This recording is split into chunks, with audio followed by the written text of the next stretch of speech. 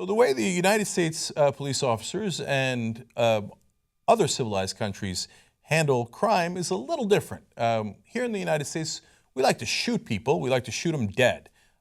In the rest of Europe, that's not really how it goes down. I mean, recently we just had a terrorist attack in the UK. I'm going to show you that in a second. And the cops seem to handle that just fine without having to kill someone. Not the way our cops roll. So first off, let me give you some stats on this, and then I'll show you video after video, UK and then versus US cops, okay?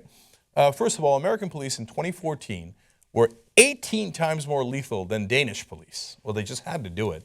Well, that's got to be a high. I mean, the Danish police are probably really, really placid. There's probably no crime there. How about Finland? That's got to be lower, right? No. US cops were 100 times more lethal than Finnish police. 100 times, right? And the list keeps going on. So now, a lot of times in America, it happens to be blacks and Latinos that get killed. They are overrepresented in the number of people killed by cops. They are most especially overrepresented in unarmed people killed by cops. But even if you take that huge percentage out, and you just talk about white people killed by cops in America, get a load of this. White Americans are 26 times more likely to die by police gunfire than Germans. It's not, oh, well, you know, those European countries, they're all the same race. You know what I'm saying, wink, wink. So that's why they don't have to do anything. No, our white people get shot a lot more too. It's because our cops are trigger happy. Again, the video will show it to you in a second, but the numbers are not anecdotal. They're overwhelming.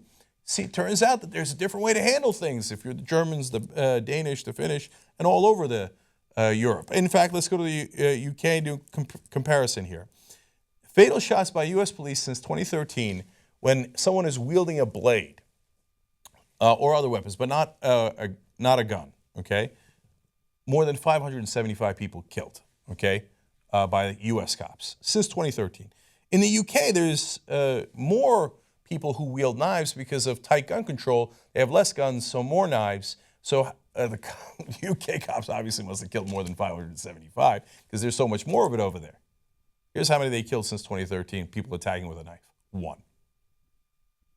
Us, 575, UK, 1. Okay, speaking of the UK, now let's not just talk about knives, but all police killings. As of this year, okay, in the UK, police have killed 1 person this year as of September 1st. In the US, we've killed 776 in that same time period. You think there's perhaps a little discrepancy between how we train our police and how Europe trains its police? Okay, if you're not sold yet, let's go to the videotape. First, we're going to show you a video from a terrorist attack in the UK over the weekend. This guy's already cut 2 people up. There's a ton of blood on the ground. When the police come, and this is what happens.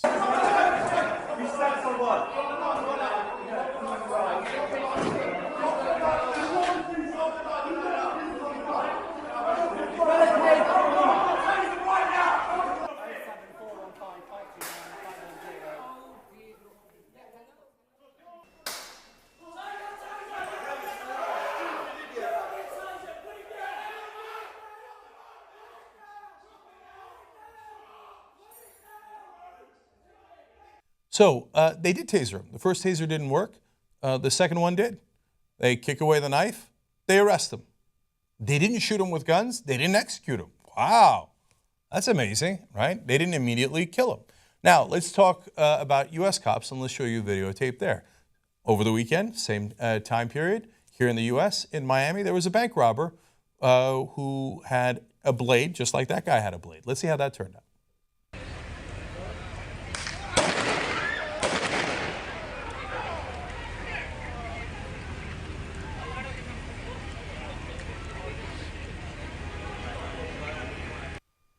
Yeah, dead. Unlike the UK terrorist, he had not stabbed anyone and was not lunging towards the police. The UK terrorist started lunging at the police. They still didn't shoot him. Okay? In our case, he's just standing there. The cops execute him on the spot. Let's go to Laquan Mcdonald in Chicago. This was over a year ago. The video was just recently released. Take a look. He's 17 years old, yes. He has a blade in his right hand, as you can see there. Casually walking, spin move, boom, executed. You see the smoke going up from his body. Shot 16 times. 14 of the bullets entered him when he was already dead on the ground. So, is there another way to handle this? It looks like they're still shooting him. They're still shooting him. This is what U.S. police do. Now, you wonder why there are protests against U.S. police? Is there another way? Of course there's another way. Now I'm going to show you one more set of videos here. This is a homeless person in San Francisco. Again, some sort of blade on the homeless person. There is an army of police here. Could they have handled it in a different way? Let's take a look.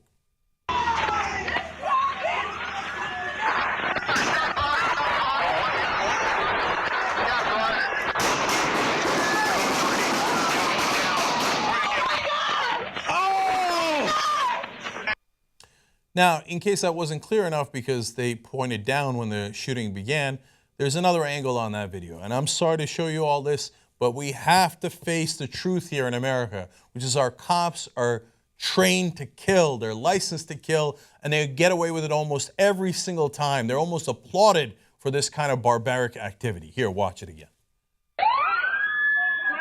So many fucking cops for this one guy. What the fuck did he do? What the fuck? Dude, the kid's not doing fucking...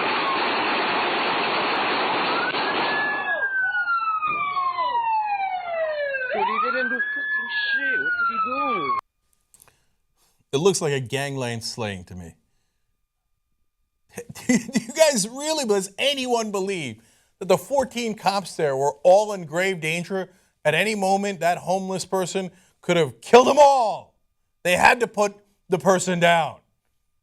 Or the guy in Miami, or Laquan, the 17-year-old in Chicago, or the dozens of other videos that we've shown you, or the hundreds of cases that we just talked about. No. There's a reason why our cops kill more, because they're taught to kill more.